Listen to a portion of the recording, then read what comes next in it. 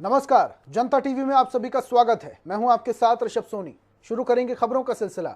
UP में प्रदेश के 15 करोड़ गरीबों को मुफ्त राशन का वितरण लोकसभा चुनाव 2024 तक करने की तैयारी है।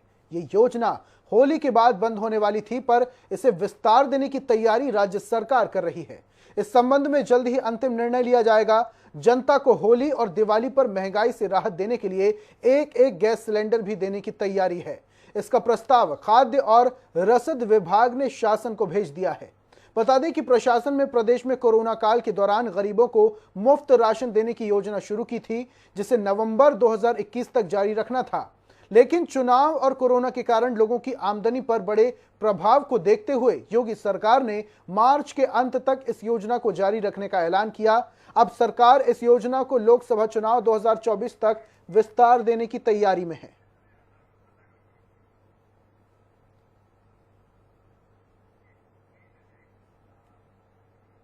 समाजवादी पार्टी के राष्ट्रीय अध्यक्ष अखिलेश यादव सीतापुर पहुंचे। वो जब वापस लौट रहे थे, महमूदाबाद बस अड्डे के पास उनके काफिले के आगे सांड आ गया।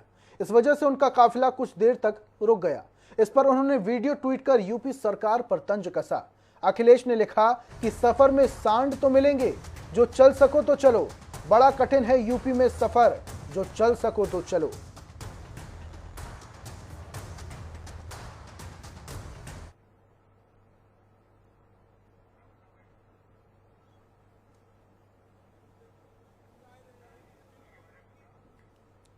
तो ये तस्वीरें हम आपको बता रहे हैं, जहां पर अखिलेश यादव के काफिले के सामने एक सांड आ गया और कुछ देर तक काफिला रोकना पड़ा। इसको लेकर अखिलेश यादव ने एक ट्वीट भी किया और राज्य सरकार पर कुछ तंज भरे अंदाज में कुछ लाइनें भी लिख मारी। उत्तर प्रदेश विधानसभा चुनाव के नतीजे 10 मार्च को घोषित हो चुके हैं, जिसमें भाजपा को प्रचंड बहुमत मिला। एक और भाजपा नई सरकार के शपथ ग्रहण समारोह की तैयारी में जुटी है। वहीं समाजवादी पार्टी के नेता स्वामी प्रसाद मौर्य ने तंज कसते हुए कहा कि 304 सीट पर जीतने वाली सपा पीछे हो गई और 99 सीट पर जीतने वाली भाजपा आगे हो गई। स्वामी प्रसाद मौर्य ने कहा कि बात भाजपा और सपा की नहीं है, बात है लोकतंत्र की। स्वाभाविक रूप से जो 2022 का विधानसभा चुनाव हुआ, जिसमें बैलेट पेपर वोटिंग में सपा 304 पर जीती, जबकि भाजपा मात्र 99 पर, लेकिन ईवीएम की गिनती में भाजपा कैसे जीती, ये अपने आप में एक बड़ा सवाल है। वहीं उन्होंने कहा कि इसका मतलब है कि कहीं ना कहीं कोई बड़ा खेल हुआ है। इसलिए इस पर जो भी मीडिया के लोग हैं या अन्य विद्युत समाज के लोग हैं, उन्हें विश्लेषण करना चाहिए। बात बीजेपी और सपा की नहीं, बात है लोकतंत्र की, चुनाव आयोग की पारदर्शिता, निष्पक्षता और पवित्रता की। स्वाभाविक रूप से जो 2022 का विधानसभा चुनाव हुआ, बैलेट पेपर वोटिंग में समाजवादी पार्टी 304 पर जीती, जबकि भाजपा मात्र 99 पर। लेकिन ईवीएम की गिनती में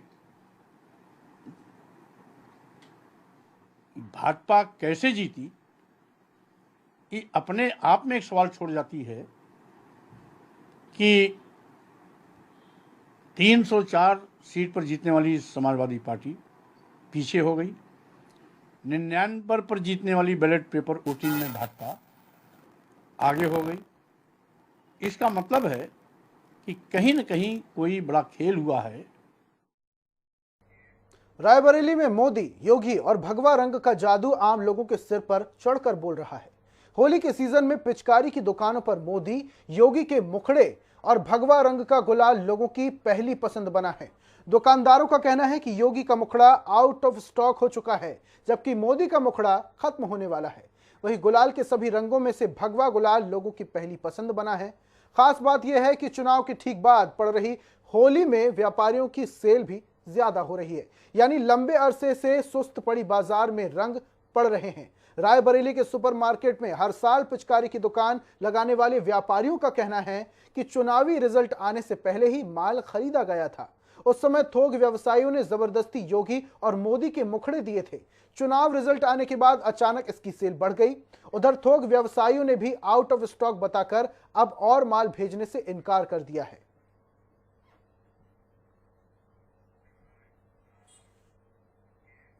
विधानसभा चुनाव में भले ही कांग्रेस का आंकड़ा 11 से बढ़कर 19 पर हो गया हो, लेकिन चुनाव में मिली करारी हार के बाद गाज प्रदेश अध्यक्ष गणेश गोदियाल को इस्तीफा देकर चुकानी पड़ी है। वहीं क्या अध्यक्ष के इस्तीफे से कांग्रेस की बात बन पाएगी, देखिए खास रिपोर्ट में।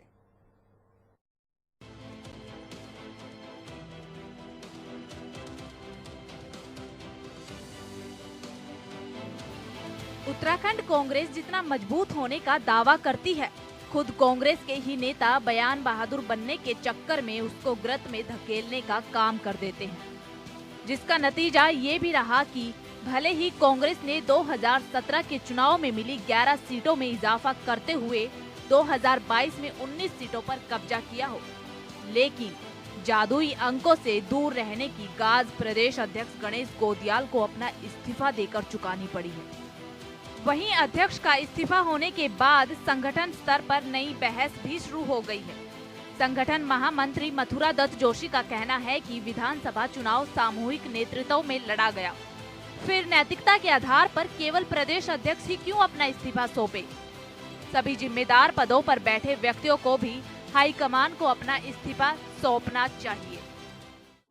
देखिए, निश्चित रूप से माननीय अध्यक्ष जी ने पहले भी कहा था नैतिकता के आधार पर मैं इस्तीफा दूंगा, और हाईकमान के इशारे की इंतजार थी। और कल हाईकमान की तरफ से इशारा होते ही 5 राज्यों में जहां जहां चुनाव हुए हैं वहां के प्रदेश अध्यक्षों को इस्तीफा मांगा गया, तो सबसे पहले हमारे प्रदेश अध्यक्ष जी ने इस्तीफा दिया है नैतिकता के आधार पर। लेकिन हमारा मानना ये भी है साथ साथ, क्योंकि अध्यक्ष जी का इस्तीफा आया है तो क्योंकि चुनाव सामूहिक नेतृत्व में लड़ा गया है, क्योंकि एक व्यक्ति विशेष की जिम्मेदारी नहीं मानी जा सकती। हमारा मानना यह है कि सारे लोगों ने, जो भी लोग चुनाव से प्रत्यक्ष और अप्रत्यक्ष रूप से जुड़े थे, मैं समझता हूं सबको त्यागपत्र देना चाहिए। चुनावी हार के बाद से ही कांग्रेस के अंदर खाने ही आरोप प्रत्यारोप का दौर शुरू हो गया था। वहीं अब राष्ट्रीय नेतृत्व ने जिस तरह से ही सभी 5 राज्यों के अध्यक्षों से इस्तीफा मांगा है, उसके बाद संगठन स्तर पर भी मंथन तेज हो गया है। हालांकि अध्यक्ष के इस्तीफे के साथ ही पूरी कार्यकारिणी भी स्वयं भंग मानी जाती है, लेकिन कांग्रेस में पदाधिकारियों का साफ तौर पर कहना है कि अगर उनसे भी इस्तीफा देने को कहा जाएगा तभी वो अपना इस्तीफा देने का काम करेंगे। आला कमान के सामने उन्होंने अपनी बात रखने का कार्य किया है कि मेरा इस्तीफा लिया जाए, और शायद उस वक्त उन्हें मना कर दिया गया था कि अभी आप पद पे बने रहे, और उन्होंने हार की जिम्मेदारी ली है और इस्तीफा दिया। तो मुझे लगता है बिल्कुल सामूहिक नेतृत्व पे चुनाव लड़ा गया था, और जो है जिम्मेदारी बिल्कुल हर व्यक्ति की बनती है, क्योंकि कहीं ना कहीं हमसे चूक हुई है, गलतियां हुई हैं, तभी ये परिणाम है। 8 महीने पहले उत्तराखंड कांग्रेस प्रदेश अध्यक्ष की कमान संभालने वाले गणेश गोदियाल ने विधानसभा चुनाव में मिली चुनावी हार को देखते हुए नैतिकता के आधार पर अपने पद से इस्तीफा राष्ट्रीय नेतृत्व को सौंप दिया है। लेकिन अब उत्तराखंड कांग्रेस के भीतर ये आवाज़ भी उठने लगी है कि आम चुनाव जो लड़ा गया है वो सामूहिक नेतृत्व में लड़ा गया, तो फिर केवल जिम्मेदारी प्रदेश अध्यक्ष गणेश गोदियाल की कैसे हो जाती है? सामूहिक नेतृत्व में जब चुनाव लड़ा गया तो फिर सामूहिक नेतृत्व को देखते हुए सभी आला कमान और सभी जो वरिष्ठ नेता उत्तराखंड कांग्रेस के हैं उनको अपना इस्तीफा सौंप देना चाहिए। अभी जो केवल गणेश गोदियाल की तरफ से इस्तीफा सौंपा गया है, तो वो बाकी नेतृत्व कब तक उस पर अमल करेगा? कैमरामैन रुपेश नेगी के साथ अजीत काम्बोज, जनता टीवी, देहरादून। उत्तराखंड में जनता ने बीजेपी को स्पष्ट बहुमत दिया है। 5 राज्यों के चुनाव में सबसे ज्यादा चर्चा उत्तराखंड की हुई, क्योंकि बीजेपी ने उत्तराखंड में दूसरी बार बहुमत हासिल किया है। नतीजों से पार्टी गदगद नजर आ रही है और कार्यकर्ताओं के बीच जश्न का माहौल है। कांग्रेस का भी पिछली बार से वोट प्रतिशत बढ़ा है। ऐसे में किस पार्टी को कितने फीसदी वोट मिले, देखिए हमारी इस खास रिपोर्ट में।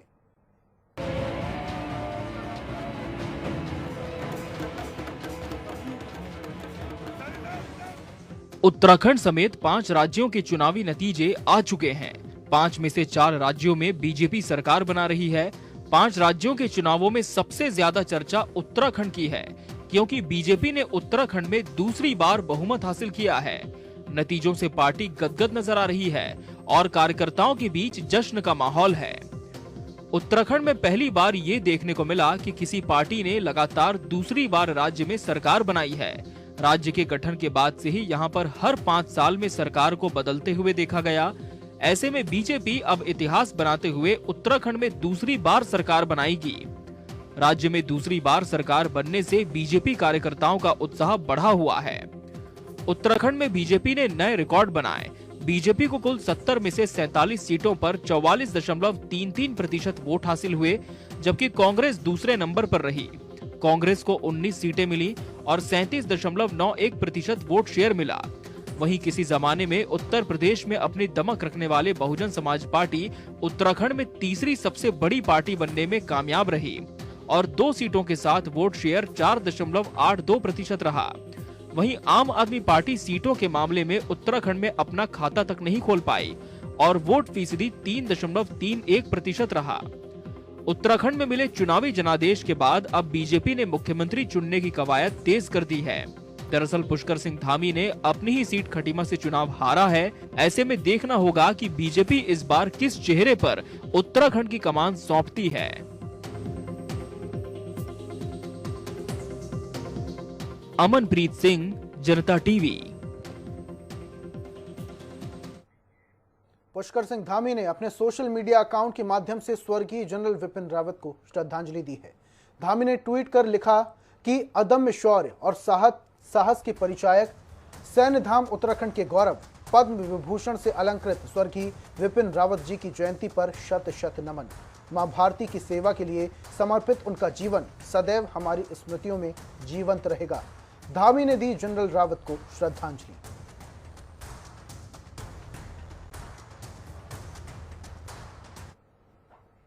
स्वर्गीय सीडीएस विपिन रावत के जन्मदिन पर दून विश्वविद्यालय में सीमांत सुरक्षा, राष्ट्रीय सुरक्षा विषय पर व्याख्यान माला का आयोजन कर उनको श्रद्धांजलि अर्पित की गई।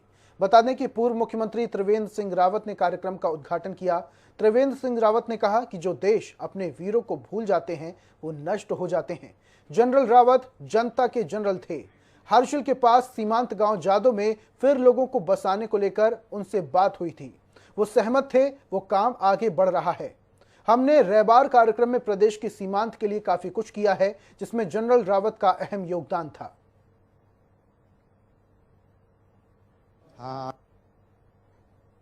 आज जनरल साहब का जन्मदिन है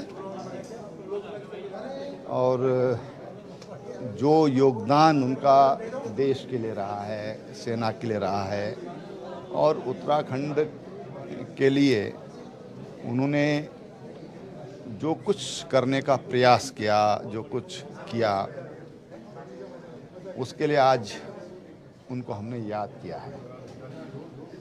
दून यूनिवर्सिटी ने ये भी तय किया है कि प्रतिवर्ष जनरल रावत के जन्मदिन पर एक व्याख्यान माला आयोजित की जाएगी।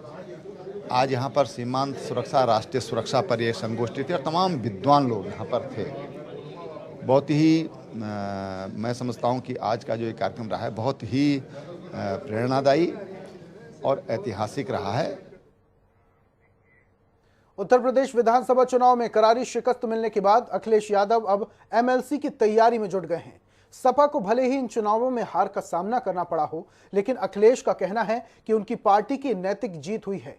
पार्टी के कार्यकर्ताओं की मेहनत की वजह से सपा पहले से मजबूत हुई है, जबकि भारतीय जनता पार्टी कमजोर हुई है। सपा मुखिया अखिलेश यादव आज सीतापुर पहुंचे थे, जहां वो पूर्व मंत्री और सपा नेता नरेंद्र वर्मा के बड़े भाई महेंद्र वर्मा के शांति पाठ में शामिल हुए। इस दौरान उन्होंने पहली बार मीडिया से समाजवादी पार्टी की हार को लेकर बात की। अखिलेश ने इस बार फिर महंगाई के मुद्दे पर बात की और कहा कि जो बुनियादी सवाल थे वो आज भी हैं। बीजेपी को हर हल निकालना होगा कि महंगाई कम कैसे हो। समाजवादी पार्टी की नैतिक जीत हुई है और समाजवादी पार्टी के कार्यकर्ता नेताओं ने और जनता के सहयोग से समाजवादी पार्टी बढ़ रही है और भारतीय जनता पार्टी घटी है। या यूं कहे कि जनता का जो समर्थन मिला है, जो परसेंटेज ऑफ वोट था वो बढ़ गया है और हमारी समाजवादियों की सीटें भी जनता ने बढ़ा दी। ये समाजवादियों की नैतिक जीत हुई है और आने वाले समय में भारतीय जनता पार्टी घटेगी। जो बुनियादी सवाल थे वो आज भी हैं महंगाई का बड़ा सवाल है, जिसका भारतीय जनता पार्टी को रास्ता खोजना होगा कि महंगाई कैसे कम हो। बेरोजगारी अभी भी वैसी है, हमारा यूथ निराश हो गया। अब उस पर इसलिए नहीं कहना कि सब जानते हैं कि इकाना का पहले नाम बदला गया, भगवान विष्णु के नाम पर वो स्टेडियम बनाया गया था, उसका नाम बदला। सरकार के पास कोई दूसरा स्थान नहीं है, इसीलिए वही स्थान जो समाजवादियों का कभी बनाया गया था उसी में कार्यक्रम हो रहा है। ये फिल्म या कश्मीर फाइल्स पे, और आप तो पड़ोसी जिले के हो, अगर कश्मीर फाइल पे फिल्म बन रही है तो कम से कम लखीमपुर फाइल्स पे भी फिल्म बननी चाहिए। ये पड़ोसी जिला जहाँ पर जीप से किसानों को कुचल दिया गया था, समय आए और लखीमपुर फाइल्स पे भी फिल्म बनी। मैं सरकारी कर्मचारियों का और जिन लोगों ने बैलेट से वोट दिया उनका मैं धन्यवाद देना चाहता हूं, क्योंकि बड़ी संख्या में उन्होंने पार्टी के पक्ष में मतदान किया।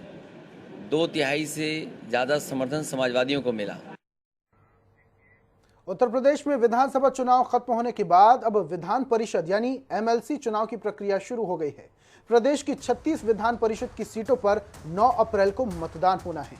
वहीं विधान परिषद चुनाव के लिए समाजवादी पार्टी ने अब तक 18 एमएलसी प्रत्याशियों की सूची जारी कर दी है, जिनमें बाराबंकी से राजेश कुमार यादव, प्रयागराज से वासुदेव यादव, लखीमपुर खीरी से अनुराग वर्मा, जौनपुर से मनोज कुमार समेत कई एमएलसी के नाम इस लिस्ट में दर्ज हैं।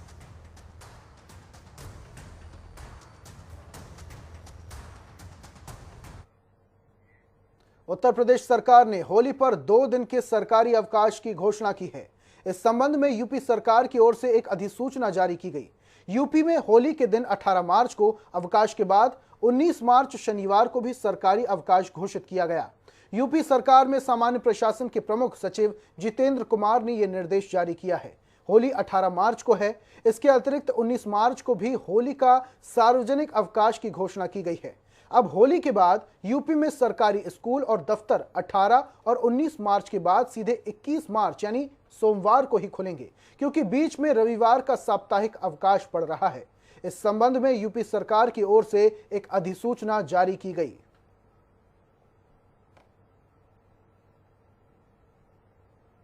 उत्तर प्रदेश और उत्तराखंड में आज से 12 से 14 साल तक के बच्चों का कोरोना टीकाकरण अभियान शुरू हो गया। लखनऊ में स्वास्थ्य विभाग ने इसके लिए फिलहाल 2 केंद्र बनाए हैं। कार्यवाहक मुख्यमंत्री योगी आदित्यनाथ ने सिविल अस्पताल में बने टीकाकरण बूथ का निरीक्षण किया। इस दौरान उन्होंने टीका लगवाने आए बच्चों और 60 साल से ज्यादा उम्र के लोगों से उनका हालचाल जाना। आपको बता दें कि कोरोना के मामले अब काफी कम होने लगे हैं, लेकिन स्वास्थ्य विभाग अभी भी कोई कसर नहीं छोड़ना चाहता। बुजुर्गों से लेकर युवाओं तक लगातार टीकाकरण जारी है। ऐसे में अब स्वास्थ्य विभाग की ओर से 12 से 14 साल के बच्चों को भी टीकाकरण किया जा रहा है। इसके लिए उत्तराखंड स्वास्थ्य विभाग ने सभी तैयारियां पूरी कर ली हैं। राज्य के प्रतीक्षक अधिकारी डॉक्टर कुलदीप मारतोलिया ने बताया कि उत्तराखंड में 12 से 14 साल के करीब 3.5 लाख बच्चों का टीका लगाने का लक्ष्य रखा गया है। केंद्र सरकार की गाइडलाइंस के अनुसार बच्चों को वैक्सीन लगाई जाएगी। केंद्र से राज्य को 4 लाख वैक्सीन मिल चुकी है। राज्य के सभी जनपदों में वैक्सीन पहुंचा दी गई है। ज्यादा से ज्यादा बच्चों को जल्द लाभ देने के लिए वैक्सीन सभी जिला, ब्लॉक और स्कूलों में लगाई जाएगी।